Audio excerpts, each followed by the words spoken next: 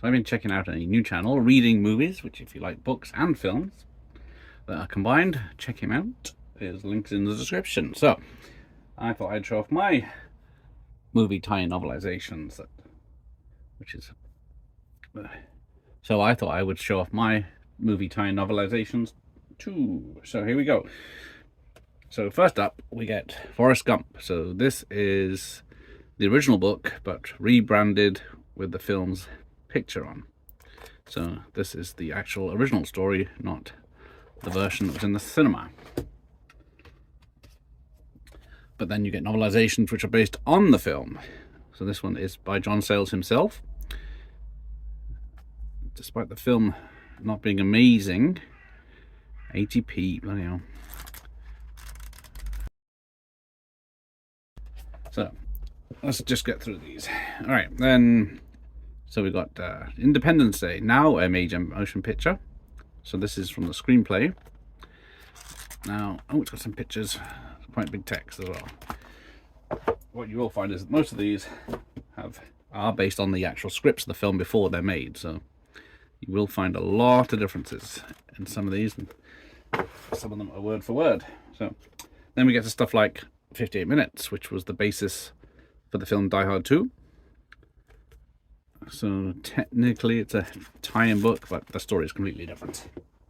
The same with Roderick Thorpe's Nothing Lasts Forever, which is the Die Hard book, again before the film was made. Quite an easy read, that one.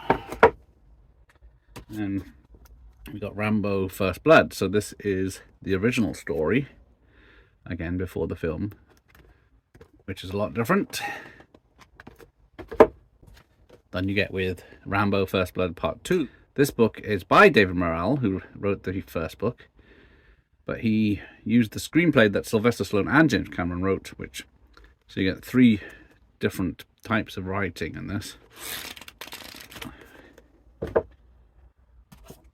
And then you get classic stuff like Airport 77, based upon the screenplay. Yikes, 75p. Shows how old that is. Then we get Spielberg's Close Encounters of the Third Kind, now a major motion picture from Columbia Pictures.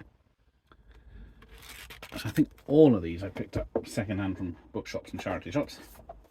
Flash, based on the screenplay again. But I think according to Reading Movies, there is a lot of differences. Spider-Man, based on the screenplay. Of course, there was no original book.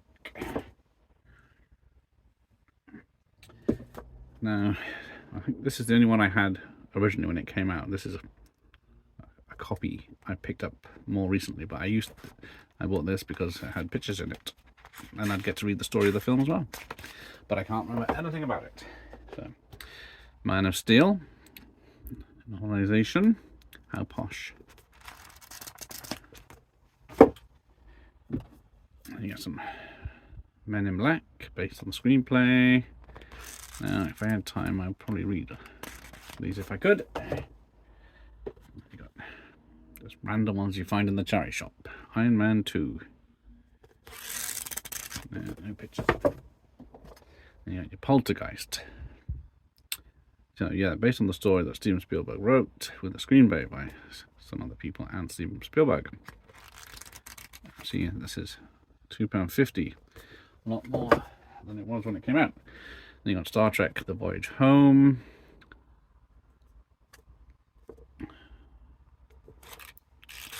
As you can tell, a lot of these are very old, like Red Heat. Not a good picture, I don't know why. But yeah, that'll take you about 10 minutes to read. Supergirl. Oh dear.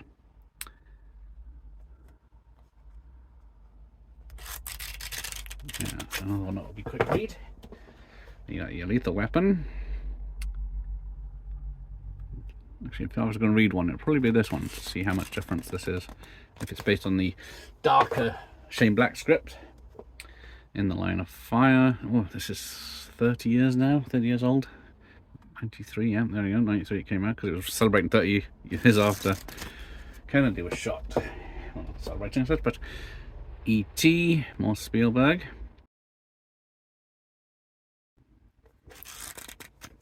I like it when they include a couple of pictures. So, Omen 4, Armageddon 2000 as a high score. I don't think this is based on the... Yeah, it's not based on the fourth film, which is a reboot. The straight-to-TV one. Walked Alone, Antonio Banderas, as you can see from the Wachowskis, who did Matrix. Yeah, bloody hell, I lost Alone here. Cliffhanger. I do love this film, so I should probably read this. Doesn't look like it would take too long. Who's got the time? More Star Trek, The Search for Spock, based on the screenplay by Harve Bennett.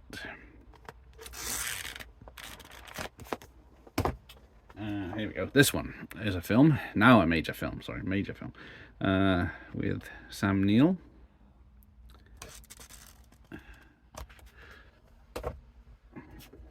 Air America.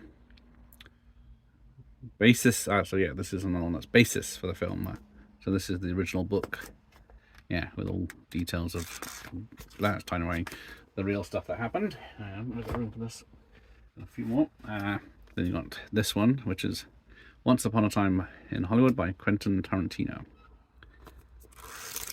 Brand new. Unread. Right, I have to clear the decks. Raiders of the Lost Ark. Nice and shiny. Nice and shiny. Again, a lot of these would be very interesting reads if I had the time. Temple of Doom. Oh, this one's got pictures. Last Crusade, illustrated version. This is another one I read back in the day when the film came out, but not seen it since. And yeah,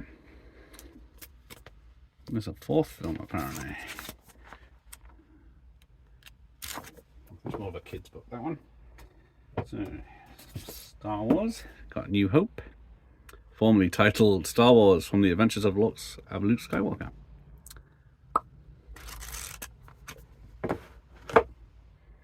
And of course, just got these are from the 97 release, I think. Well, no, 95. Sorry, these posters. But yeah, all three, no pictures.